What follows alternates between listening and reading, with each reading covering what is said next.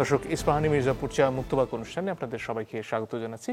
আপনাদের সাথে আছে আমি মনজুর আল মতিন। গত কদিন ধরেই রাজনীতিতে বেশ উত্তাপ ছড়িয়েছে। সাম্প্রতিক সময়ে বিভিন্ন রাজনৈতিক দলের সাথে বৈঠক করেছেন প্রধান উপদেষ্টা এবং সেখানে আগামী নির্বাচনে সবাই একসাথে কাজ করা নিয়ে আলোচনা হয়েছে। সেই আশ্বাসও তিনি আদায় করার চেষ্টা করেছেন রাজনৈতিক দলগুলোর কাছ থেকে। সব মিলিয়ে আসলে যে ষড়যন্ত্রের কথা আমরা বিভিন্ন সময় শুনছি, সেটা কেন হচ্ছে, কারা আসলে করছেন, অশুভ শক্তির কথা ঘুরে ফিরে আসছে, সেই অশুভ শক্তিটা আসলে কি, সব নিয়ে আমরা কথা বলতে চাই।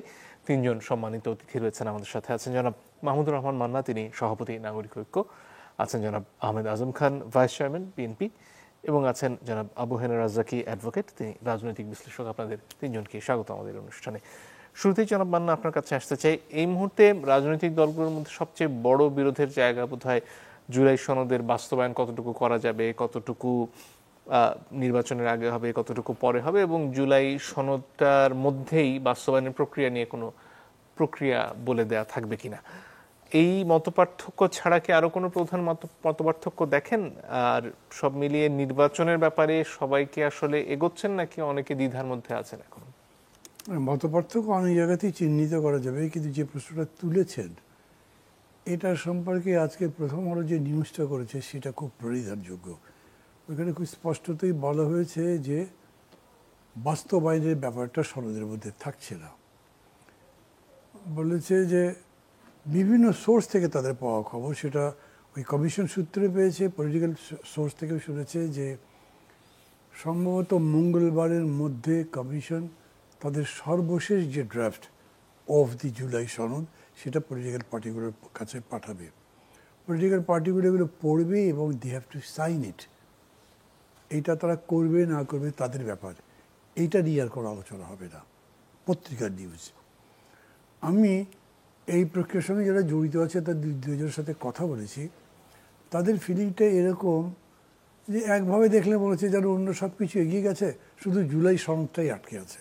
এরকম তো না, আমরা জুলাই সনদকে যতদূর পারি রিফাইন করে, অ্যাকসেপ্টেবল করে, সবার কাছে গ্রহণযোগ্য করে নিয়ে আসবার চেষ্টা করেছি। তো সেটা যদি দেরি হয়ে যায়, তার জন্য পরে আমাদের ব্লেম হওয়ার চাইতে আমরা এটা নিষ্পত্তি এখনই করে দিই, সেরকম করে তারা বলছে। ফলে হয়েছে কি, ধরেন আমি যদি বলি যে জুলাই সনদের বাস্তবায়ন নিয়ে এখন বিতর্কই সবচেয়ে বড় বা ইস্যুটা বড়, আমি এটা কোনো বিষয় দেখছি না। এই কমিশন যত এফিশিয়েন্টলি, যত ধৈর্য নিয়ে, যত একাডেমিক্যালি ব্যাপারগুলো হ্যান্ডেল করেছে, গভর্নমেন্ট তো কিছু করেনি। হোল ধরেন সংস্কারের যে এক্সারসাইজ, এটা তো এই কমিশনই করেছে। গভর্নমেন্টের পক্ষ থেকে আমরা এর বাইরে কোনো উদ্যোগ দেখিনি। এরা যখন গভর্নমেন্টের কাছে পাঠিয়ে দেবে, তখন গভর্নমেন্ট যে এটা কী করবে, তারা তো এমনি নির্বাচন প্রক্রিয়া নিয়েই ব্যস্ত, সেটাও তারা খুব সাকসেসফুলি করতে পারছেন না। তারপরে এইটা চেপে গেলে তারা যে পারবেন তা মনে হয় না। ফলে আমি এইটাকে বড় ইস্যু বানানো আর সুযোগ দেখছি না। আমারও মনে হচ্ছে এটা কীভাবে বাস্তবায়ন হবে, কিন্তু ওরা বলবে আপনারা একমত হতে পারেনি, আমরা জানি না, গভর্নমেন্টের সাথে কথা বলেন। এরকম পত্রিকার নিউজও নিজে বলছি। তবে পত্রিকার নিউজ, প্রথম আলো এমনি আমি মোরলেস একভাবে একটা কনফিডেন্সে নিই। দুই নম্বর আমি নিজেরও যতটুকু জানাশোনা আছে সেখান থেকে আমি মনে করছি যে এই নিউজের একটা ভিত্তি আছে। এর বাইরে যদি বলেন, তাহলে ধরেন যেগুলোর ব্যাপারে প্রধানত বিএনপি নোট অফ ডিসেন্ট দিয়েছে, সেগুলোর কী হবে?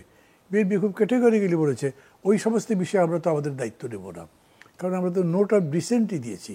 আমরা কি বলেছি যে আপনারা তারপরে এগিয়ে যেতে পারেন, আমরা এগুলোটা বন্ধ করছি না, যেটা নিষ্পত্তি করে এগুতে হবে এরকম কথা বলছি না। আমরা বলছি যে এগিয়ে যেতে পারেন, তবে এইটার উপরে আমাদের নোট অফ ডিসেন্ট থাকবে। আমরা সংসদে গেলেও আমাদের এই পজিশনই রাখতে পারি, নাও রাখতে পারেন, এটা আবার আমি বলছি, সেটা ধরো তখনকার বিষয়। মানে হয় কি, মানে একটা বিজয়ী মানুষের মন বড় হয়ে যেতে পারে, অথবা বিজয়ী মানুষ আগে যেরকম করে সমস্যা দেখেছে সেরকম করে হয়তো নাও দেখতে পারে, কিন্তু সেটা তো স্পেকুলেশন, এখন আপনি তার কোনো কিছু বলতে পারবেন না। সেরকম যদি দেখেন, তাহলে এমনিতে তো আইনগত ভিত্তি নিয়েও তো একটা সমস্যা আছে। এবং আপনি যেহেতু আইনের মানুষ, আপনি খুবই ভালো বুঝবেন যে আইনগত ভিত্তি কী দেওয়া যাবে সেটা খোদ কমিশনই কোনো প্রস্তাব দিতে পারেনি। তো তারপরে তারা যেটা প্রস্তাবের মধ্যে লিখেছে ওই অঙ্গীকারের মধ্যে, সেটা হচ্ছে যে সনদে যেগুলো লেখা থাকবে সেগুলো সংবিধান কিংবা কোনো কোর্টের রায়েরও ঊর্ধ্বে থাকবে, ওইটাকে টাচ করা যাবে না, যেটাকে ইম্পসিবল মনে করি।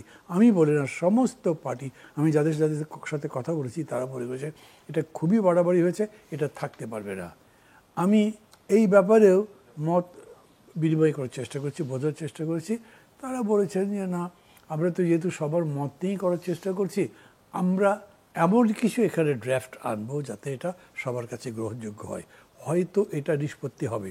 তারপরের প্রশ্ন আছে, ওই যে ধরেন কনস্টিটিউশনাল পোস্টগুলির অ্যাপয়েন্টমেন্ট করা যাবে না, তারপরে আপনার মহিলা সদস্য, নারী সদস্য কিভাবে নির্বাচিত হবেন ঠিক করা যাবে না, আপার চেম্বার কীরকম করে কনস্টিটিউট করা হবে সেটা ঠিক হবে না।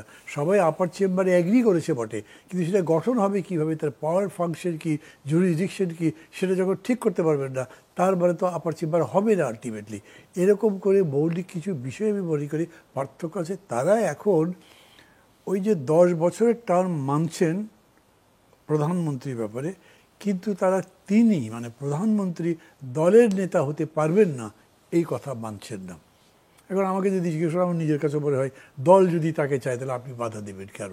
মানে এটা একটা বিতর্কিত বিষয়, যার নিষ্পত্তি হবে না। এবং যেহেতু সনদের জন্যে কমিশন বলেছে যে তারা 15 তারিখের মধ্যে এটা নিষ্পত্তি করে ফেলতে চায়, এমনিতে পরিস্থিতি নতুন এমন কিছু তৈরি হয়েছে যেটা আমি মনে করি বেশ অ্যালার্মিং। তারপরে আজকে 2 তারিখ, হাতে আছে 12 দিন, এর মধ্যে এগুলো নিষ্পত্তি করা যাবে বলে মনে হয় না। আপনি আমাকে জিজ্ঞেস করতে পারেন তাহলে পরিণতি কী দেখছেন আপনি? মানে যে 1 বছর ধরে এত আলোচনা হলো, সংস্কারের আলাপ হলো, দিনের শেষে কি ফলাফল খুব বেশি কিছু পাওয়া গেল? মানে সেই প্রশ্নটা আমি তো বলছি যে আপনি এই প্রশ্ন আমাকে করতে পারেন, যে কেউ করতে পারে। আজকে আমি আমাদের সকালবেলা একটা আলোচনা সভা ছিল, সেখানে বক্তৃতা আমি কথাগুলো বলছিলাম, তখন আমাকে একজন বলেছে তাহলে আপনি তো হতাশার কথা বলছেন, নির্বাচন হবে না।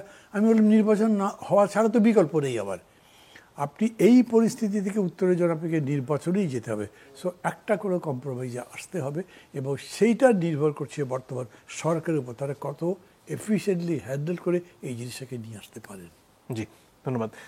জনাব আহমেদ আজম খান, আপনার কাছে আসতে চাই। জনাব তারেক রহমান গতকালকেও বলছিলেন যে এক ধরনের অশুভ শক্তি নির্বাচন ঘিরে সক্রিয় হয়েছে। এখানে শুধুই কি আওয়ামী লীগের কথা নির্দেশ করা হচ্ছে, নাকি এর বাইরেও আরো কিছু দেখেন, বা বর্তমান যে রাষ্ট্রযন্ত্র তার মধ্যেও অশুভ শক্তির উপস্থিতি দেখেন আপনারা? ধন্যবাদ আপনাকে।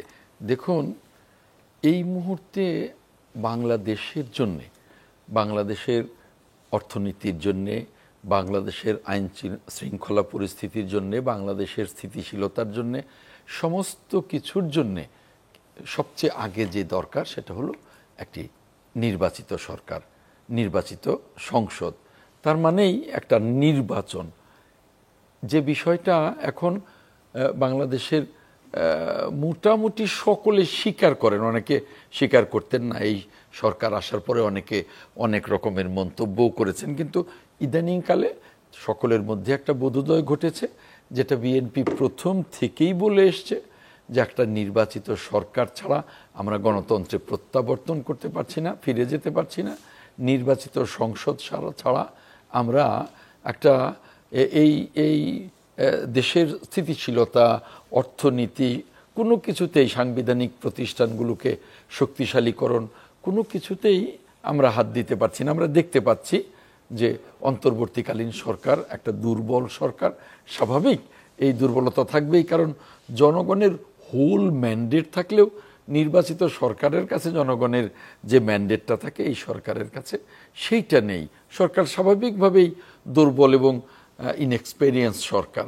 তো যে কারণে এই মুহূর্তে নির্বাচনটাই সবচেয়ে প্রয়োজন, এবং এই নির্বাচনটাকেই এই মুহূর্তে আমরা সবচেয়ে চ্যালেঞ্জিং মনে করছি। কারণ এই নির্বাচনের প্রশ্ন আসলেই আমরা যারা যে রাজনৈতিক দলগুলো ফ্যাসিবাদ দমনে বা ফ্যাসিবাদ পতনে আমরা যে বিশাল ভূমিকা গ্রহণ করেছি বা পালন করেছি, যে রাজনৈতিক দলগুলো, তাদের মধ্যে থেকেই কতিপয় রাজনৈতিক দলের আচরণ নির্বাচন প্রশ্নে এটা আমাদের খুবই সন্দেহের উদ্রেক করে। যে নির্বাচন এলেই, নির্বাচনের কথা উঠলেই নানা ধরনের কথা উঠে এটাকে বিলম্বিত করবার নানান চেষ্টা করা হয়। তো কাজেই আমরা মনে করি যে এখানে প্রকাশ্য এবং অপ্রকাশ্য উভয় শক্তি কাজ করছে, এবং যারা আজকে নির্বাচনের বিরোধিতা করে, যারা গণতন্ত্রে ফেরত যেতে যারা বিলম্বিত করে নিজেদেরকে বা জাতিকে, তাদেরকে তো শুভ শক্তি বলা যাবে না, তাদেরকে এই সময় তো অশুভ শক্তিই বলতে হবে। জামাত ইসলামের তরফ থেকে পিআরের দাবিটি ঘুরিয়ে ফিরিয়ে সামনে আনা হচ্ছে, সেটাও কি আপনারা মনে করেন যে নির্বাচন পেছানোর একটা ব্যাপার, নাকি এটা তাদের যৌক্তিক দাবিও হতে পারে? আমি তো মনে করি নির্বাচন পেছানোরই একটা অভিপ্রায়ের কারণেই জামায়াত এই কথাটা বলছে। কারণ মান্না ভাই জাতীয় ঐক্যমত্যের কমিশনের আলোচনায় পার্টি চিফ হিসেবে অনেকবারই অ্যাটেন্ড করেছেন, যেটা আমাদের দলের পক্ষ থেকে একটা কমিটি ওখানে প্রতিনিধিত্ব করেন, সেখানে আমি নেই, আমি জানি না। তবে আমি শুনেছি অসংখ্যবার যে জাতীয় ঐক্যমত্য কমিশনে এই পিআরের বিষয়ে কিন্তু বলা হয়েছে যে উচ্চকক্ষের ব্যাপারে উচ্চকক্ষের ব্যাপারে, এবং সেটাও সেখানেও দ্বিমত আছে, একটি দুইটি দল ছাড়া আর বেশিরভাগ দলই বলছে না, এই মুহূর্তে না। কারণ আপনি এখনই যদি পিআরের কথা বলবেন, পিআর তো এক এক দেশে এক এক পদ্ধতিতে অ্যাপ্লাই করা হয়েছে। যতগুলি দেশ, কোনো দেশেই এক দেশের সাথে আরেক দেশের মিল নেই, নানা রকমের পদ্ধতি। আমরা কোন পদ্ধতিতে যাব? কাজে এ নিয়ে আলোচনা করতে অনেক সময় লাগবে। অতএব এই মুহূর্তে এই আলোচনাটা করে আমরা কালক্ষেপণ করব না নির্বাচনের জন্য। কাজেই এই আলোচনাটা যখনই যে দল সামনে আনবে, সেই দলই আমি মনে করি যে নির্বাচন বিলম্বিত হোক, সেই চেষ্টা থেকেই তারা এটা করছে। এটা আমার না, শুধু কারোরই বুঝার বাকি থাকে না। তারপরে এই যে মান্না ভাইকে যে প্রশ্ন করলেন, খুব চমৎকার আলোচনা শুনলাম। আমি ইচ্ছে করেই সেই আলোচনায় একটু ঢুকে যেতে চাই, পার্টিসিপেট করতে চাই। আমরা যে জুলাই ঘোষণাপত্র দেখেছি, সেই জুলাই ঘোষণাপত্রে আমরা কিন্তু খুব স্বচ্ছ একটা ঘোষণাপত্রই দেখেছি। সেখানে কিন্তু একটা রাজনৈতিক দল সরাসরি হতাশা প্রকাশ করেছে, আরেকটা খুব ইয়াংদের যে রাজনৈতিক দলটা, তারা এটাকে পাত্তা না দিয়ে কি কক্সবাজারে গিয়ে তারা নিজেদেরকে এটাই দেখিয়েছে যে এই ঘোষণাপত্রে আমাদের কোনো আগ্রহ নেই।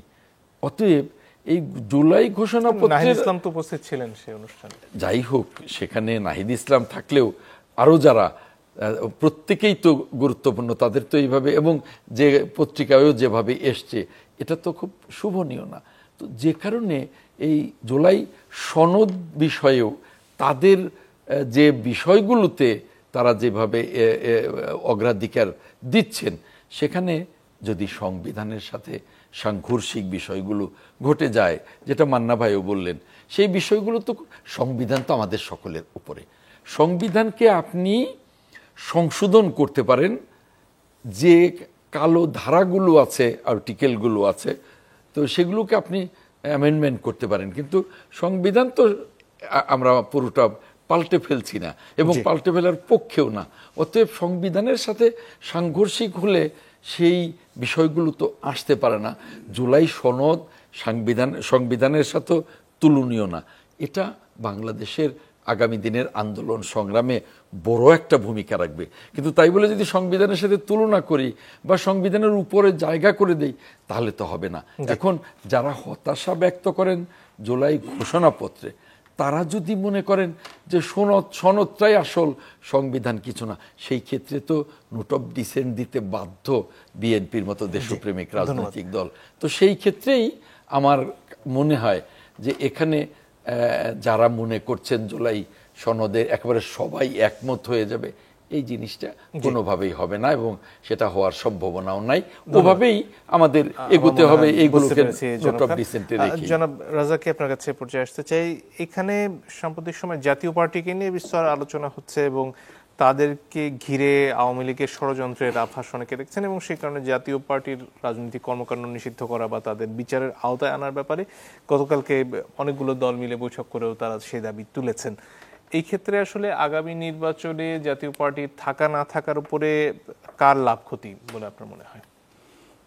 ধন্যবাদ আপনাকে এবং নিউজ 24-এর দর্শক শ্রোতা, দুজন সম্মানিত, আমার শ্রদ্ধেয় দুইজনই, মান্না ভাই এবং আজম ভাই সহ-আলোচক, আমার শুভেচ্ছা। জাতীয় পার্টির বিষয় যেটা আনলেন, তার আগে আমি যদি একটু ওই প্রসঙ্গটা টানি, ওনারা যেটা বলেছেন। প্রথম কথা হলো যে এই যে জুলাই সনদ যেটা হতে যাচ্ছে, যে সংস্কারের আলাপ হচ্ছে, যে ঐক্যমত্যের আলাপ হচ্ছে, আমি এখন ব্যক্তিগতভাবে সন্দিহান। এটা হয়তো ইউনূস সাহেব শুরু করছিলেন খুব পজিটিভ উদ্দেশ্যে যে আমরা এগুলো করব, এবং ওনাদের ধারণাটা ছিল এরকম যে জনগণ সবাই আমাকে মেনে নিবে আমাদের এগুলোকে, যার জন্য বলছিলেন আসার আগে যে আমাকে যদি সবাই মানো তোমরা তাহলে আমি আসি।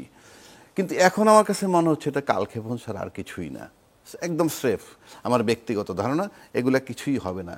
কেন হবে না? আজম ভাই একটা কথা বলল, জুলাই ঘোষণাপত্র খুব স্বচ্ছ একটা ঘোষণাপত্র হয়েছে বললেন কথাটা। স্বচ্ছ ঘোষণাপত্রের মানে কি?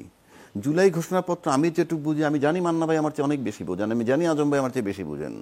ঘোষণাপত্রটা সিম্পল, সরকারের ধারাবাহিকতাটা, অর্থাৎ কিভাবে সরকারটা চলছে, চলমান আছে। আপনি একটা জিনিস লক্ষ্য করছেন যে আমরা যে 5ই আগস্ট থেকে 8ই আগস্ট রাত্রে ইউনূস সাহেবের দায়িত্ব নেওয়ার পূর্ব পর্যন্ত অনেকেই বলেন যে দেশে সরকার ছিল না, কিন্তু এখানে কিন্তু 4 দিনের দায়িত্ব পালন করছেন আমাদের রাষ্ট্রপ্রধান, এই সেনাপ্রধান। উনি বলছিলেন আমি দায়িত্ব নিলাম, আর একটা গুলিও চলবে না, সমস্ত হত্যার বিচার হবে এবং ফৌজদারি অপরাধের বিচারগুলো হবে। তার মানে উনি দায়িত্বটা নিয়েছেন।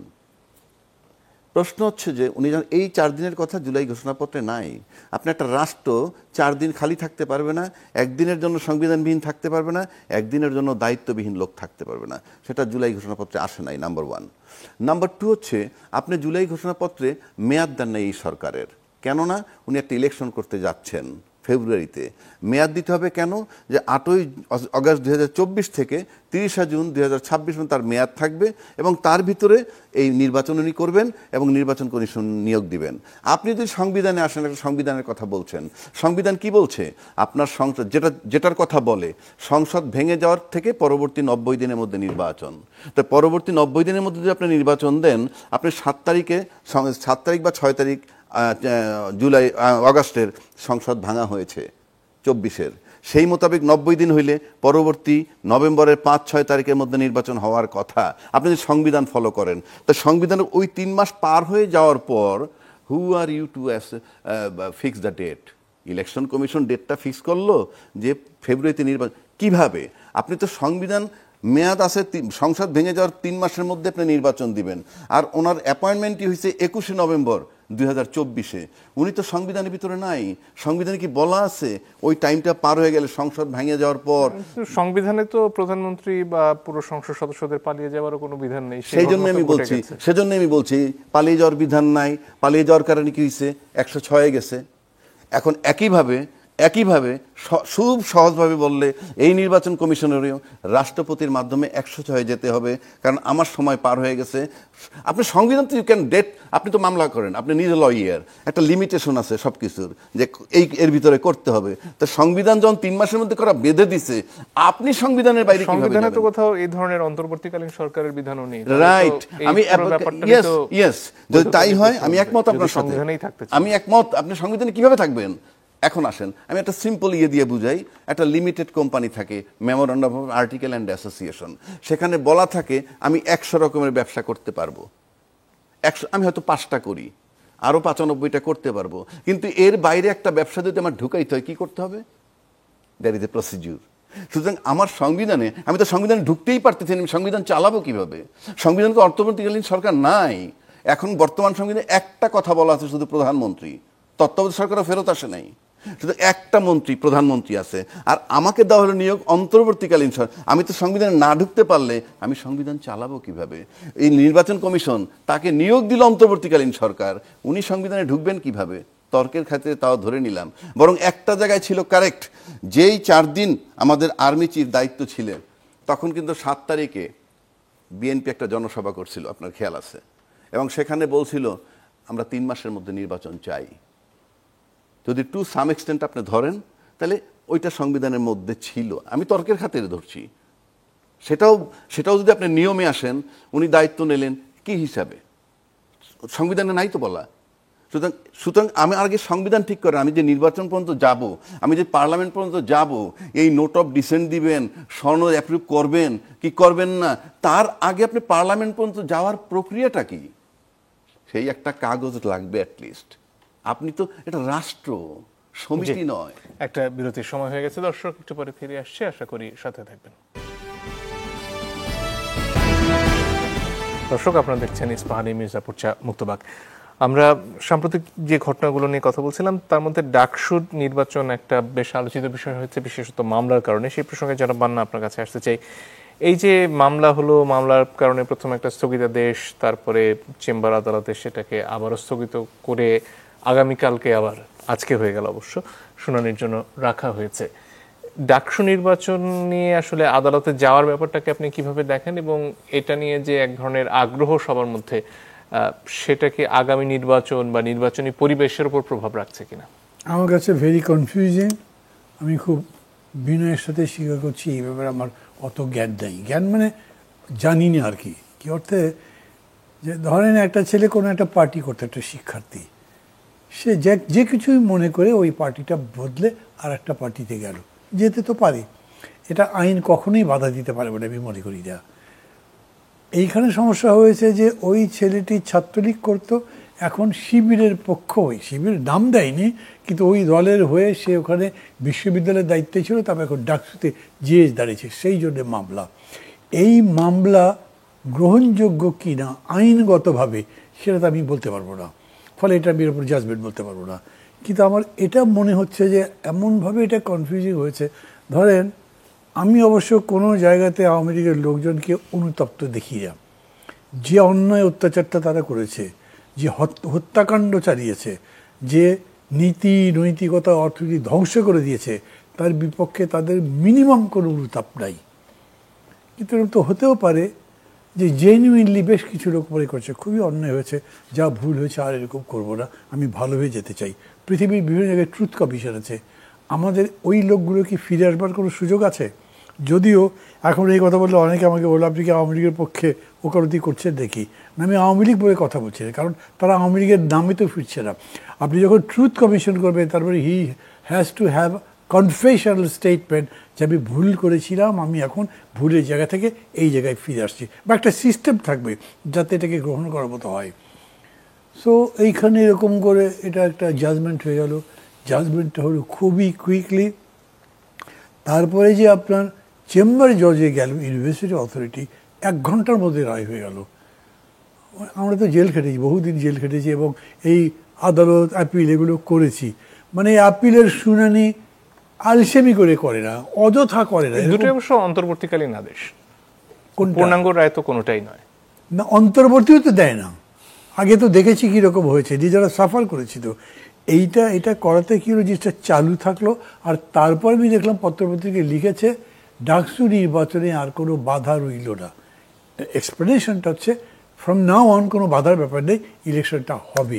তার মানে ইলেকশনটা বন্ধ করতে কেউ চেষ্টা করেছে, যে রিটটা করেছে সেটা বামপন্থী নেতা বা নেত্রী বা যে স্তরেরই হোক, আর আবার চালু যে করলো সেটা হলো ইউনিভার্সিটি অথরিটি।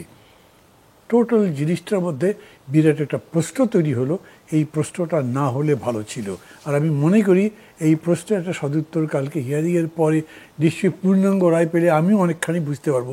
তখন আমিও আপনাদের এখানে বা যে টিভিতেই যাই তখন আমি এটা ব্যাখ্যাও করবো। আমি আমার দায়িত্ব মনে করি যে ইউনিভার্সিটি নির্বাচনটাও যাতে একটা প্রশ্নের মধ্যে না পড়ে যায় সেটা দেখা আমাদের সবার দায়িত্ব, এবং সেজন্য আমি ইউনিভার্সিটি অথরিটিকেও এই জন্যে অনুরোধ করবো। যদিও বিশ্ববিদ্যালয় কর্তৃপক্ষের উপর আমার এই ব্যাপারে খুব বেশি আস্থা নেই। কেন বলছি, বিশ্ববিদ্যালয় কর্তৃপক্ষ অন্য যাই করুক, হলে দলের নাম করে প্যানেল দেওয়া যাবে না, তারপরে কোনো নেতার ছবি দেওয়া যাবে না, কোনো নেতার কোটেশন দেওয়া যাবে না, কোনো পোস্টারে যদি কোটেশন দেন সেই নেতার নাম দেওয়া যাবে না।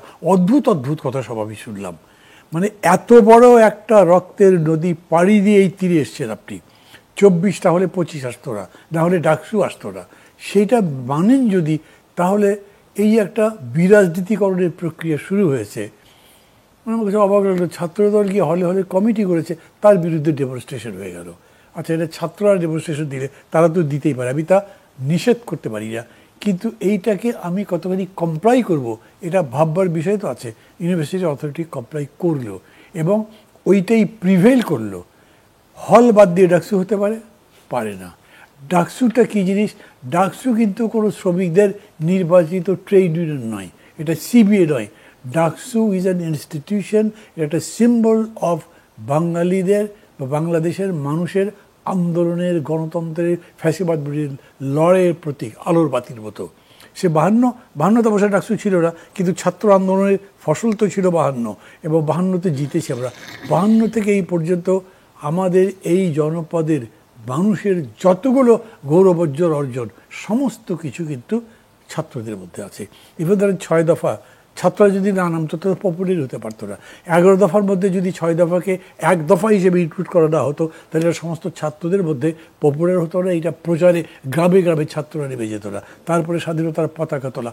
একটা ঘটনা দেখাতে পারবেন যে অমুক কাজটা করেছে, কি আপনার ফিল্টার পানি খাইয়েছে, এই জন্য ছেলেরা খুশি হয়ে ভোট দিয়েছে যে ওর জন্য আমি ভালো পানি খেতে পেরেছি। তো আমি মাহমুদুর রহমান মান্না যখন ভিপি ছিলাম ডাকসুর, আমি ইউনিভার্সিটি বাস দিয়ে এসেছিলাম। আমি কোত্থেকে আনবো? কিন্তু আমার সময়ে, আমার চেষ্টায়, আমার তৎপরতা ইউনিভার্সিটি বাস আসছে। কেউ মনে রেখেছে সেটা? এগুলো মনে রাখে না। মনে রাখে যেগুলো মনে রাখবার মতো ঘটনা। ভাষা আন্দোলন ডাকসু ছিল না, কিন্তু কত বড় ঘটনা হয়েছে যে এখন পর্যন্ত সমস্ত মানুষের মনে আছে। আমি মনে করি যে ডাকসুর বিষয়টাও এই রকমই, কিন্তু সেই জিনিসটা এইখানে রাখা হয়নি। এ থেকে আমি বলছি যে ডাকসু নির্বাচনটাকে যেরকম করে বিবেচনা করছে, এটাই হয়তো সবার কাছে স্পষ্ট নয়। নইলে আপনি ছাত্রলীগের কার্যক্রম ব্যান করেছেন, ওরা কি ভোট দিতে পারবে না? ওরা যদি ইউনিভার্সিটির ছাত্র থাকে তো ভোট দেওয়া কীভাবে আপনি আটকাবেন? কিন্তু এরকম কথাও বলা হচ্ছে যে ওরা ভোটও দিতে পারবে না, এটা তো আপনি আটকাতে পারবেন না। ওরা যথেষ্ট অন্যায় করেছে, প্রত্যেকটা অন্যায়কারীকে যথোপযুক্ত শাস্তি দেওয়ার দাবি তো আমরা সবসময় করছি। সেইটা করতে না পেরে এইরকম করে যদি করা হয় না, তাহলে রাজনীতিতে যে আপনি বিভেদটা করছেন, সেইটা পরবর্তীকালে দেখবেন এই সীমারেখা থাকবে না, হয়তো অন্য কিছু প্রিভেল করে যাবে। এই জন্য সবাইকে কেয়ারফুল থাকতে বলি। আমি আকাঙ্ক্ষা, আমার এরকম আশা করি আমি, যে ডাকসু নির্বাচন বরঞ্চ বাংলাদেশে আগামী দিনের গণতন্ত্র প্রতিষ্ঠার একটা আলোর বাতি হোক, লাইট হাউস হোক, এবং সেরকম করেই ডাকসুকে আমাদের গ্রহণ করা উচিত। আগেই আমি বলি আপনাকে, ইনফরমালি যে কথাটা বলছিলাম, লন্ডন স্কুল অফ ইকোনমিক্স সারা পৃথিবীতে কল্যাণ রাষ্ট্রের বা কল্যাণ অর্থনীতির একটা আলোর বাতির মতো। অক্সফোর্ড, হার্ভার্ড, কেমব্রিজ বলেন, তারা নলেজের আলোর বাতির মতো। আমাদের ঢাকা ইউনিভার্সিটিতে প্রাচ্যের অক্সফোর্ড ছিল, আজ নেই, কিন্তু আমি তো ওটা চাই। এবং আমি চাই যে এইখানে যে গবেষণার কাজ চলবে, তারা আমাদেরকে বলতে পারতো আসলেই পিআর ভালো না কতখানি খারাপ, বা কি কি এখানে সংস্কার হলে দেশের কল্যাণ হতে পারতো। ওই জায়গাটাই শেষ হয়ে গেছে, তো ওটার এস্টাবলিশমেন্ট চাই আমি। জি, ধন্যবাদ। জনাব রাজ্জাকি, আপনার কাছে ফিরে আসি। যে প্রসঙ্গে আসলে শুরুতে আপনার কাছে জানতে চেয়েছিলাম, জাতীয় পার্টি নিয়ে যা আলাপ হচ্ছে এখন পর্যন্ত, তাদের কার্যক্রম নিষিদ্ধের কথা বলা হচ্ছে, সেটার ফলে আসলে লাভটা কার হচ্ছে? আসলে আজকে আমরা খেসারত দিচ্ছি কতগুলো ভুল সিদ্ধান্তের, আমি ব্যক্তিগতভাবে মনে করি। আপনি যখন একটা ফেসিস্ট সরকার বলেন আর যে সরকারই বলেন, যে সরকারটাকে তাড়ানো হইল জুলাই আন্দোলনের মাধ্যমে, সেই জুলাই আন্দোলনের মাধ্যমে তাড়ানোর পর তখন যারা এক্সিকিউটিভ পদগুলোয় যারা ছিল, তাদের ভিতরে কেউ কেউ গ্রেপ্তার হয়েছেন, কেউ কেউ কিন্তু খুব সুন্দরভাবে স্মুথলি মুভ করতেছেন। 1, 2, আপনি সংবিধানকে ভায়োলেট, সংবিধান তো থাকে না যখন আপনি বিপ্লব বলেন আর অভ্যুত্থান বলেন, সংবিধান নাই।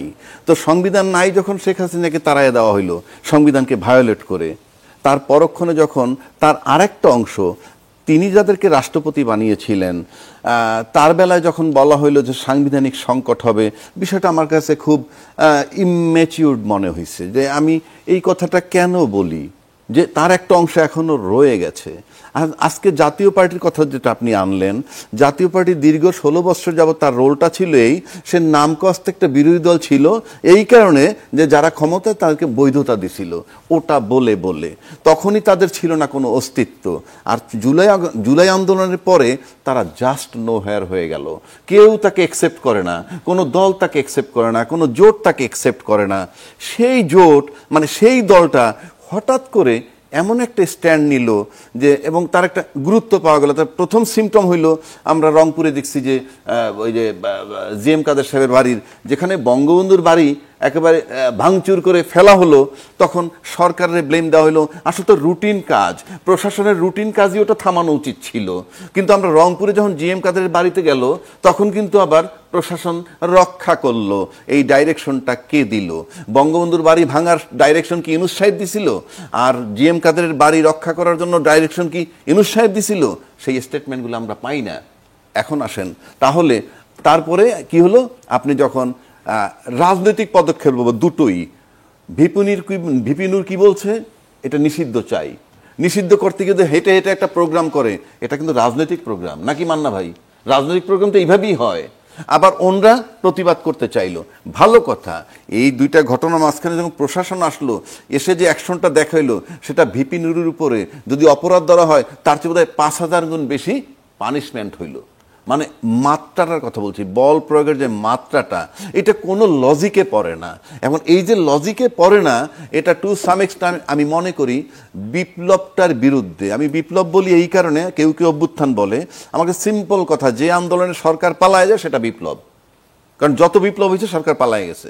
তো এখন আপনি যদি মনে করেন যে আজকে যখন জাতীয় পার্টি এই নূররা বিপ্লবের শক্তি, মান্না ভাই বিপ্লবের পক্ষের শক্তি, আজম ভাই বিপ্লবের পক্ষের শক্তি, এখন কোনো কারণে যদি তাদেরকে টর্চার করার রাস্তায় প্রশাসন, তাহলে ধরে নিব যে বিপ্লবের বিরুদ্ধে তারা নেমেছে। কারণ এখানে একটা শব্দ আসছিল, জুলাই ভরে দিব, এরকম কথাটা আসছিল। তখন বোঝা যায় যে তাহলে জাতীয় পার্টির রোলটা কি। জাতীয় পার্টি এমনি নো হেয়ার, তার মানে জাতীয় পার্টি একটা উইন্ডো ওপেন করছে, সেই উইন্ডো দিয়ে কথা বলে তাদের সাথে যারা বিতাড়িত হয়ে গেছে। এবং এটা হলো test case, it's a message to the nation যে জাতীয় পার্টির তোমরা এত অবহেলা করবা না, আমার কাছে মনে হয়। এবং সামনে যদি জাতীয় পার্টি আপনার ইয়ে করে, কি বলে, দুইটা দাবি আনে, দুইটা দাবি ইতিমধ্যে বলতে তারা বলছে, পিআর পদ্ধতি তারা চেয়েছে, জাতীয় পার্টি এই কথা বলেছে, পিআর পদ্ধতির কথা। আচ্ছা, যদি না বলে থাকে বলে, আরেকটা যদি বলে যে তত্ত্বাবধায়ক সরকার, যেটা আসার সম্ভাবনা আছে, যেটা অলরেডি তারা কথা শুরু করছে। এবং এই আন্দোলনের নামে তারা মাঠে না, আপনারা নিশ্চিত থাকেন ব্যাপক তাদের মিছিল খুব বড় হবে। এবং এই তাদের পিছনে যারা থাকবে তারা কারা আপনি বুঝে নেন। কারণ যাদেরকে সে শেল্টার দিচ্ছে, দীর্ঘ স্বীকৃতি দিচ্ছে, বিরোধী দল হিসেবে থাইকে সরকারি হিসেবে স্বীকৃতি দিচ্ছে, ন্যাচারালি পিছনে তারা থাকবে। সুতরাং খুব একটা টার্ময়েল সিচুয়েশন বাংলাদেশে আবার আসতেছে। এবং জাতীয় পার্টির মিছিল দেখবেন সাংঘাতিকভাবে রক্ষা করা হবে এবং খুব প্রপারলি। এবং এই নূরের উপরে যেটা করছে সেটা দিয়ে একটা বার্তা, অনেকেই যাবে না এখন জাতীয় পার্টির কে কর্মসূচি নিষেধ করার জন্য মিছিল করতে, কিংবা তাকে ব্যান্ড, আমি ব্যান্ড বলেন মিছিল, সব রাজনৈতিক সিদ্ধান্ত। পাশাপাশি আরেকটা কথা বলি, যে আমরা সবসময় বলতেছি এই তত্ত্বাবধায়ক সরকার অনির্বাচিত, মানে কি রাজনৈতিক সরকার না। আমি একমত, রাজনীতিবিদরা বলেন যে রাজনীতিবিদদের কাছে দেশ নিরাপদ, তাদের কমিটমেন্ট থাকে, বরং কমিটমেন্ট থাকে, কমিটমেন্ট নাই ইউনূস সাহেবের, আমি ধরে নিলাম। কিন্তু আমরা যে রাজনীতিবিদরা চলে গেল ক্ষমতার থেকে, তাদের কি কমিটমেন্ট পাচ্ছি আজকে? এই যে মান্না ভাই একটা কথা বললো, এমন একটা কথা শুনি নাই যে আমরা অনুতপ্ত, আমাদেরকে ক্ষমা করে দাও, বরং এমন কথা শুনি, আমার কি দোষ, আমি কি অপরাধ করেছি, আমার জীবনটা আমি শেষ করে দিয়েছি দেশের জন্য, এই কথা বলে। এবং তারপরে যখন আমরা দেখি যে তাদেরকে শেল্টার দেওয়া হচ্ছে, নো ডাউট অ্যাবাউট ইট, জাতীয় পার্টি শেল্টার পাচ্ছে, রাষ্ট্রপতি শেল্টার পাচ্ছে। আমি রাষ্ট্রপতি, আমার কথায় রাষ্ট্রপতি সরবে না, কিন্তু I am talking the reality. তো আপনি যদি একটা দেশ চালাইতে চান, ইউনূস সাহেব দেশ চালাবেন বা যেই চালান, মান্না ভাই কালকে চালাক না, যে মান্না ভাই আমি বসাই দেই, যে শাহাবুদ্দিনও থাকবেন, আর শেখ হাসিনার যাদেরকে বিভিন্ন পদে বসাই গেছে, ভাইটাল বড় বড় পদে, তারাও থাকবে। জাতীয় পার্টি আমি দেখি সে চালাইতে পারে কিনা।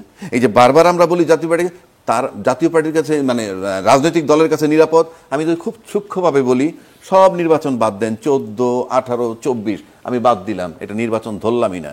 আমি যদি 1991-এ আসি, আমি যদি 1996-এ আসি, আমি 2001-এ আসি, আর 2008-এ আসি, এই নির্বাচনগুলো তো মান্না ভাই টু সাম এক্সটেন্ট গ্রহণযোগ্য নাকি বাংলাদেশের ইতিহাসে?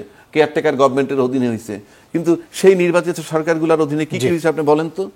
21 আগস্টের গ্রেনেড হামলা হয়েছে, আপনার সেনা অফিসার হত্যা হয়েছে 57 জন, শাপলা চত্বর হত্যা হয়েছে, আয়নাঘর হয়েছে, গুম হয়েছে, খুন হয়েছে। মুক্তিযোদ্ধা মানে কি? মুক্তিযোদ্ধা মানে হইল অলওয়েজ যেখানে অন্যায় সেখানে প্রতিবাদ, যেখানে অন্যায় সেখানে প্রতিবাদ। ওই দলের ভিতরে মুক্তিযোদ্ধারাও ছিল। সেই মুক্তিযোদ্ধারা কি একবার প্রশ্ন রেজ করছে যে তোমরা জিয়াউর রহমানের খেতাব টেনে নিচ্ছ কেন, কিংবা আয়নাঘর হচ্ছে কেন, কিংবা শাপলা চত্বরের লোক হত্যা হইল কেন, কিংবা 24-এ যখন ছাত্ররা বিজয়ী হইল তখন কি সেই মুক্তিযোদ্ধা এসে তাদের জড়ায়ে ধরছিল? এটা হলো বাংলাদেশ। দেশকে আগে রাষ্ট্র বানান, দেশ এখনো রাষ্ট্র হয়নি। বারবার বলছি, যে দেশ এইভাবে চলে সেটা রাষ্ট্র নয়। আগে রাষ্ট্র বানান, এবং ইউনূস সাহেবের দোষ দেন, এক্সওয়াইজের দোষ দেন, বাদ দেন। আপনার সব রাজনৈতিক দল তো ইউনাইটেড হইতে পারেন নাই। ইউনাইটেড হইতে পারলে তো ইউনূস সাহেবের আমার লাগেই না। ধন্যবাদ। জনাব আজম খান, আপনার কাছে ফিরে আসতে চাই। চট্টগ্রাম বিশ্ববিদ্যালয়ে যে ঘটনা ঘটে গেল, তার সাথেও আসলে অনেকে ষড়যন্ত্রের যোগ দিচ্ছেন। এবং বলছেন যে এইভাবে বিভিন্ন জায়গায় অস্থিরতা তৈরি আসলে একটা বড় পরিকল্পনার অংশ। এই যে এরপরে ময়মনসিংহ কৃষি বিশ্ববিদ্যালয়ে একটা ঘটনা ঘটে গেল, যেখানে শিক্ষকরা অবরুদ্ধ হলেন, তারপর আবার গ্রামবাসী সেখানে চলে আসলেন শিক্ষকদের উদ্ধারে, সেখানেও ছাত্রদের সাথে একটা সংঘাত ঘটে গেল। এই যে ঘটনাগুলো, এগুলোর মধ্যে কি কোনো যোগ দেখেন আপনি, নাকি বিচ্ছিন্ন হিসেবে দেখতে চান? আমি এটাকে বিচ্ছিন্ন হিসেবে দেখতে চাই না। আমি যোগসূত্র মানে আছে বলেই মনে করি এবং যোগসূত্র খুঁজে পাই। যেমন মান্না ভাই যে ডাকসু নিয়ে কথা বললেন, আমি খুব বিনয়ের সাথেই মান্না ভাইয়ের সাথে একটু দ্বিমত করে দুটি কথা বলতে চাই। যে এই যে ছাত্রলীগের নেতা হয়ে একটা পরিবর্তনের পরে বা অভ্যুত্থানের পরে হঠাৎ করে আর একটা ছাত্র সংগঠনের নেতা বনে গেল, এখানে মান্না ভাই যেটা বলেছেন যে হতে পারে, এটা তো আর বাধা দেওয়ার কিছু নেই, কিন্তু এখানে নৈতিকতার প্রশ্ন জড়িত আছে। আমরা রাজনীতি করি, আমাদের যদি ন্যূনতম নৈতিকতা না থাকে, যেমন আমি অনেক জায়গায় দেখি, আমার এলাকায়ও দেখেছি, এক আওয়ামী লীগের নেতা খুব অত্যাচার করত, তাকে যখন গ্রেপ্তার করা হলো এই 5ই আগস্টের পরে, তার বিরুদ্ধে প্রচুর অভিযোগ, ওই দলটি একটি দলের, তারা সকলে গিয়ে থানায় ঘেরাও করলো, ছাড়তে হবে। কেন? সে আমাদের দলের সদস্য। আপনার দলের সে তো এতদিন ফ্যাসিস্ট সরকারের আওয়ামী লীগের নেতা ছিল, সেক্রেটারি ছিল আপনার দলের, বলে আমার দলের থেকেই আমরা তাকে ওখানে অ্যাসাইন করেছিলাম, সে ওখানে গোপনে কাজ করত, আমার দলেরই, সে ওখানে ছদ্মবেশী হয়ে কাজ করত। তাহলে এই গণতান্ত্রিক রাজনীতিতে এই ধরনের যদি অনৈতিকতা থাকে, এখন তাদের দলের যে কোন দলে কত লোক আছে আমরাও জানি না, তো এটা তো একটা নৈতিকতার প্রশ্ন। সেখানে দেখা গেল যে সেই নৈতিকতার প্রশ্নটাই কিন্তু যে বাম গণতান্ত্রিক জোট, ছাত্র জোট বলেছে, তারা কিন্তু নৈতিকতার প্রশ্নটা সবার আগে এনেছে। এবং ওখানে যে ডাকসুতে মামলা হলো, আমরা সকলে ডাকসু নির্বাচনটা চাই এবং ডাকসু সজাগ থাক, সচেতন থাক, নির্বাচিত থাক, সেটা আমরা সকলে চাই। আমরা যারা গণতন্ত্রের রাজনীতি করি তারা সকলে চাই। কিন্তু এই ধরনের তো অনৈতিকতা নিয়ে ডাকসুতে যাবে সেটা চাই না। এই যে মামলাটা হলো, মামলাটাও দেখা গেল যে ওই বিশেষ রাজনৈতিক দলেরই একজন আইনজীবী সেখানে দাঁড়ালেন, ঢাকা ইউনিভার্সিটি তাকেই অ্যাসাইন করলেন ভিসি সাহেব, এবং ভিসি সাহেবও ওই বিশেষ রাজনৈতিক দলেরই অ্যাসাইন করা। তাহলে আমাদের নৈতিকতার জায়গাটা কোথায় থাকে? এই যে ছাত্রদল, মান্না ভাই বললেন যে ছাত্রদল তো একটা ছাত্র রাজনৈতিক সংগঠন, তারা বিভিন্ন হলে হলে কমিটি করবে, এটাই স্বাভাবিক। সেখানে ছাত্ররা বাধা দিচ্ছে, আসলে তো ছাত্ররা বাধা দিচ্ছে না, আসলে ছাত্ররা বাধা দিচ্ছে না, ছাত্র নামে বাধা দেয়া হচ্ছে, ছাত্র নামে। তাহলে আমরা কি বিরাজনীতিকরণের দিকে যাচ্ছি? যেটা মান্না ভাই অত্যন্ত গুরুত্বের সাথে বলেছেন, আমি এটাকে অত্যন্ত তাৎপর্যপূর্ণ মনে করি। আমরা কি বিরাজনীতিকরণের দিকে যাচ্ছি? গেলে লাভ কার? কেন যাচ্ছি? তো কাজেই আজকে এগুলোকে আমি একেবারে যোগসূত্র খুঁজে পাই। এই চিটং ইউনিভার্সিটির কথা বলেন, এই ময়মনসিংহ ইউনিভার্সিটির কথা বলেন, এই গ্রামবাসীর হামলার কথা বলেন, এগুলো কতটা গ্রামবাসী না ছদ্মবেশী, এগুলোর মধ্যে অনেক যোগসূত্র আছে। কাজেই আমাদের দেশের বর্তমান যে রাজনীতি, এই রাজনীতি পরিষ্কার হওয়া উচিত, নৈতিকতার মানদণ্ডে হওয়া উচিত। আমরা একদিকে গণতন্ত্রের কথা বলবো, আরেকদিকে নির্বাচন চাইব না, আরেকদিকে প্রশাসনের সব জায়গায় আমার লোক সেট করে আমি যাতে দীর্ঘ সময় নির্বাচন না হয় সেই চেষ্টা করব। এগুলা, এই যে অনৈতিকতা, এই যে বিরাজনীতিকরণের চেষ্টা, যে যতদিন না ক্ষমতায় না যেতে পারবো ততদিন থাক না, 2-4-10 বছর থাক না, নির্বাচন না হোক, এই যে, এবং বিভিন্ন দাবি দাওয়া তুলে এনে নির্বাচনকে বিলম্বিত করা, এই অনৈতিকতা থেকে তো রাজনীতিকে মুক্ত করতে হবে। আমরা দেশের জন্য রাজনীতি করব, আমাদের যদি নৈতিকতাই না থাকে, তাহলে কোথায় যাবে রাজনীতি? কোথায় যাবে দেশের অবস্থা? অতএব আমি মনে করি যে নৈতিকতার প্রশ্নটা জড়িত এখানে। এবং এই যে আপনি যে প্রশ্নগুলো করলেন, এখানে আমি যোগসূত্র খুঁজে পাই। এবং রাজনীতির নামে আমরা যদি এই ধরনের রাজনীতির ভেতরে আমরা যদি এই ধরনের প্রতারণা করি, সেই প্রতারণা কিন্তু আস্তে আস্তে আস্তে আস্তে পুরো জাতির ভেতরে ছড়িয়ে যায়। এবং সারা বাংলাদেশে কিন্তু এ ধরনের ঘটনা আছে। আমি যেটা আমার এলাকার কথা বললাম এরকম। তো তাহলে আমাদের রাজনৈতিক স্বচ্ছতাটা কোথায় যাবে? জনগণ আমাদেরকে কোন দৃষ্টিভঙ্গিতে দেখবে? এই যে রাজ্জাকি সাহেব বললেন যে আমাদের রাজনীতিকদেরকে মানুষ কিন্তু আগে নজরে দেখে না, যে না, রাজনীতিকরা খুব স্বচ্ছ না, জনগণের কাছে সেইভাবে স্বচ্ছতার সাথে বা দায়বদ্ধতার সাথে দায়িত্ব পালন করেন না। তো এই নৈতিকতার প্রশ্নটা বড় বিধায়ী আমি যেমনি ডাকসু নির্বাচন অবাধ হোক, নিরপেক্ষ হোক, এখনই যেহেতু এটা ঘোষণা করা হয়েছে ডাকসু, রাকসু, চাকসু, বাকসু সব জায়গায় এটা হোক, কিন্তু নৈতিকতার প্রশ্নটা যেন আমরা কোনোভাবে এড়িয়ে না চলি। যে কারণেই এই মামলাটা এসছে। এবং এই মামলাটায়ও যদি স্বচ্ছতার সাথে একটি বিশেষ রাজনৈতিক দলের আইনজীবীকে না দিয়ে যদি একজন নির্দলীয় আইনজীবীকে দিয়েও করা হতো, সে এইখানেও কিন্তু আমি নৈতিকতার প্রশ্নটাকে নিয়ে আসবো। ধন্যবাদ। জনাব মান্না যদি আর কিছু যোগ করার থাকে। প্রথমে আমি একটা এক্সপ্লেনেশন দেওয়া দরকার। সেটা হচ্ছে যে আহমেদ আজম সম্ভবত আমাকে পুরোটা ধরতে পারেননি। নীতি নৈতিকতা বাদ দিয়ে কীরকম করে রাজনীতি হবে সেটা এমনিতেও হয় না। কিন্তু আমি আবার বলছি, আওয়ামী লীগ করতো একটারও, করতোই, কিন্তু তার নামে কোনো অপরাধ নেই, কোনো মামলা নেই, কোনো খুন জখম ডাকাতি লুটপাট নাই। এবং সে মনে করে এই এতগুলো বছর যা করা হচ্ছে ওগুলো ভালো করা হয়নি, কিছু করতে পারে নাই। এখন এই অনুতাপ তার মধ্যে আছে। তার জন্যে কোনো স্পেস এই দেশ দেবে কি না, আমি খুব স্পষ্ট কণ্ঠে বলতে চাই, এই স্পেস থাকা উচিত। এই মামলার ব্যাপারে আমি কিছু বলিনি, কারণ আমি বলেছি যে এটা আমি জানি না। আমি বলেছি যে এইরকম কি কোনো প্রভিশন আছে। আমি চূড়ান্ত ফ্যাসিবাদের আমলে রাজনীতি করতে চাই, নিশ্চয়ই আমি গোপনে করি, প্রকাশ্য তো করি না। আমার জন্য একটা শেল্টার দরকার, একটা ছায়া দরকার। আমি অন্য কোথাও শেল্টার নিতেই পারি। এমন হতে পারে আমি সরকারি দলের মধ্যে থেকেও কাজ করছি, অজস্র আছে, আমাদের মুক্তিযুদ্ধে উদাহরণ আছে, পৃথিবীর বিভিন্ন দেশে আছে। এইখানে এরকম কি ঘটেছে সেই কথা আমি বলছি না, কিন্তু আমি এই জায়গায় বলছি যে এই মামলাটার রায়টা আমি জানি না, অতএব এটার নৈতিকতার দিক বোঝা যায়নি। দেখেন, এইটা নৈতিকতার দিক থেকে জাস্টিফাইড যদি হয়, তারা যে উইথড্র করে দিল সেটা জাস্টিফাইড নয়। উইথড্র যে করলো চেম্বার কোর্ট, সেটা কি প্রতিবাদ করছে? ছাত্রদল কি বিরোধিতা করেছে? তারা কি বলছে যে না, আমরা এই রায় মানি না, কারণ নৈতিকতা লঙ্ঘন করা হয়েছে? সেই জায়গায় যেতে পারেনি। কতগুলো আছে মানে ইথিক্যাল বলবেন, আবার কিছু আছে প্র্যাগমেটিজম আছে, দুটো মিলেই কিন্তু politics. Politics is not only ethics. এই একটা। 2 নম্বর একটা প্রশ্ন করেছেন, তারও আমি একটা জবাব দেওয়া উচিত মনে করছি।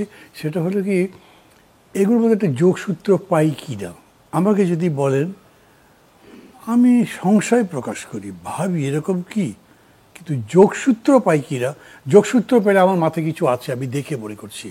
চট্টগ্রাম বিশ্ববিদ্যালয়ে যে ঘটনাটা ঘটেছে বা যেখানেই ঘটছে, প্রথম উচিত পলিটিক্যাল পার্টিগুলো খুবই কেয়ারফুল থেকে যে এগুলো ডেফিনিট ইনভেস্টিগেশন করে তার ভিতরে আসলে কি আছে সেটা দেখে কথা বলা। তারপরে 3টা জায়গায় যদি একই রকম সূত্র পাওয়া যায়, সেগুলোকে সূত্রবদ্ধ করেন। জাস্ট গয়রাহ বলে দিলেন, যেটা আগে দেখেছি কিছু ঘটবার আগে প্রধানমন্ত্রী বলে দিতেন এটা এইরকম। এখন কিছু ঘটবার আগেই যদি বলি স্বৈরাচারের দোষর, এরকম তো হলো না। হয়তো দেখা যাচ্ছে মানে এখন ধরেন ওই সাদা পাথর তুলবার সময়, বালু তুলবার জন্য সবাই একমত হয়, আলাদা আলাদা জায়গায় কিন্তু ফাইট করতে থাকে। এগুলো তো আপনাকে ফাইট করতে হবে দলের মধ্যে, সব জায়গাতে। সেই অর্থে আমি বলছি গয়রহ বলবার অভ্যাসটা ছাড়তে হবে আমাদেরকে, কারণ আমরা একটা সত্য অনুসন্ধান করতে চাই। Democracy is definitely rule of majority, but it is not only rule of majority. Democracy is basically rule of ethics. Democracy is for searching truth. ওইটা যদি আপনি না করলেন, তাহলে কীরকম করবে? সেই জায়গা থেকে আবেগপ্রবণ হয়ে কথাবার্তা না বলাই ভালো। জি, জনাব খান কি কিছু যোগ করতে চান? আমি এইটাই বলবো যে আমার এখানে শুধুই ডাকসু নির্বাচনের বিরোধী আমি নই, ছাত্রদল কিন্তু সবার আগে স্টেটমেন্ট যখন হাইকোর্টে স্টে হলো চেম্বার জাজে, ছাত্রদল কিন্তু বলেছে যে নির্বাচন হতে হবে এবং নির্বাচন হবে। তাদের আমি কিন্তু সেখানে আমি ব্যক্তিগতভাবে শুধু নৈতিকতার প্রশ্নটা কেন তুলেছি, যে সারা দেশেই ওই বিশেষ রাজনৈতিক দলটিরই সারা দেশে এরকম দেখা যায় যে তারা বিভিন্ন রাজনৈতিক দলের ভেতরে ছদ্মবেশে ছিল। কেন? এই 15 বছর তো আমরা রক্ত দিয়েছি, আমরা রাজপথে ছিলাম, মান্না ভাই ছিলেন বা সকলে, কিন্তু এইভাবে তো আমরা কোনো দলে ছদ্মবেশে থেকে নিজেকে আড়াল করিনি, নিজেকে রক্ষা করিনি। এখন আমরা সেই বিজয়কে আবার ধারণ করে বেনিফিটটা নেওয়ার চেষ্টা করি। আমি নৈতিকতার প্রশ্নটাই রেখেছি, অন্য কোনো বিষয়ে ওনার সাথে আমার দ্বিমত নেই। ছদ্মবেশ থাকা কখনো কখনো জাস্টিফাইড। কেন জাস্টিফাইড? এই যে গোয়েন্দাগিরি করে, তার ছদ্মবেশ লাগে লক্ষ্যে পৌঁছাইতে। তো জুলাই আন্দোলনের সময় আমরা দেখছি কেউ কেউ বলছে যে তারা ছাত্রলীগ ছিল বা ছাত্র শিবিরে যোগ দেওয়া বা ছাত্র শিবির আড়ালে রয়ে করছে। যে যে ফর্মেই করুক, যেভাবে করুক, সেটা আন্দোলনটায় তারা পার্টিসিপেট করছে। ওনারা তো আছেনই, আন্দোলন করছেন, কিন্তু যারা ফিল্ডে কাজ করছেন সেখানে যদি সে ছদ্মবেশ ধারণ করে, আমি এখানে কোনো অপরাধ দেখি না, কারণ টার্গেটে পৌঁছাতে হবে। আর নৈতিকতার প্রশ্ন আজম ভাই যে কথাটা বললো, নৈতিকতার প্রশ্ন আছে সর্বপ্রথমেই আপনাদের তো দ্বিমত করাই ঠিক হয় নাই যে রাষ্ট্রপতিকে অপসারণ করলে সাংবিধানিক সংকট হবে। সুতরাং নৈতিকতার চিন্তা করলে এইভাবে চিন্তা করতে। আপনাদের তিনজনকে অনেক ধন্যবাদ, দর্শক আপনাদেরকেও ধন্যবাদ। বিদায় নিচ্ছি আজকের মতো।